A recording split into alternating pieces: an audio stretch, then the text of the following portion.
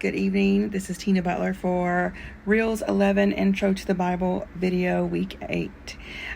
Anytime there's going to be an option for a video, I'm going to do a video. So I've been waiting for this class for so long. I couldn't take it until the last of my classes because of the rotation. And so, because I have this natural yearning to learn about Jesus and the Bible and get closer to him. And especially that first week, I enjoyed reading what others had to say, seeking the same path as me. And I feel like they were able to bond because sometimes people had the similar problems or, reading about their lives. Like that was just like, oh gosh, yeah, that touches my heart. It touched their heart. And I'm heartbroken to think about the new age of children that's out right now that don't need the Bible or don't think the Bible is pertinent. It's just like, what is their moral compass that they're going by?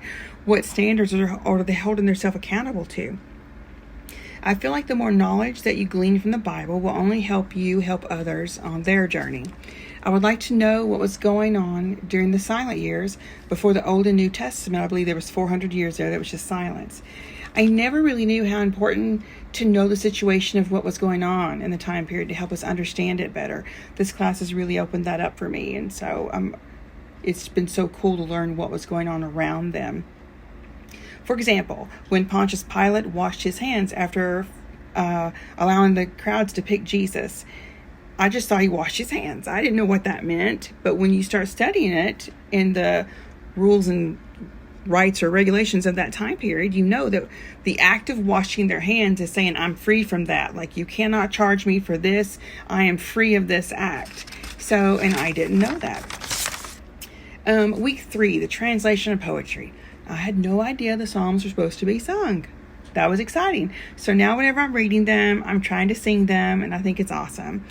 I would love to hear all of this in Jesus' native language. All the Psalms, everything, the whole Bible, anything. I just think that would be very beautiful.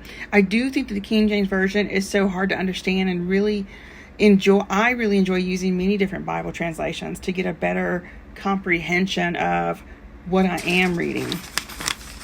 And then the translation of when Jesus said, I go to my Father's house to prepare a place for you because there are many mansions. My whole life, I thought that was, I get a mansion in heaven. And I'm like, okay, well, and then you're like, why do I need a mansion in heaven? I don't know. I'm just going to be worshiping Jesus the whole time, giving him honor and glory.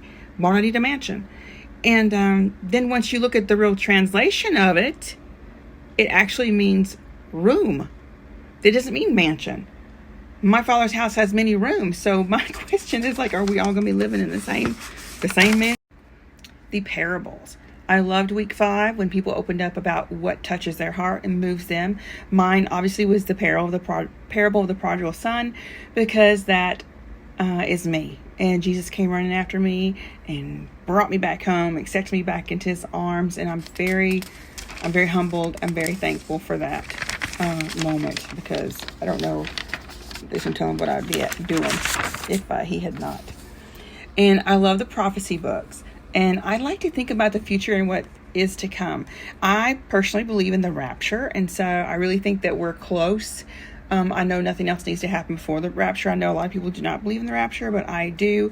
And then I'm getting excited about the 1,000-year reign on earth as kings and queens alongside Jesus. Because it says the ones he raptures up, that's what we're going to do. We're going to come back and reign as kings and queens alongside him.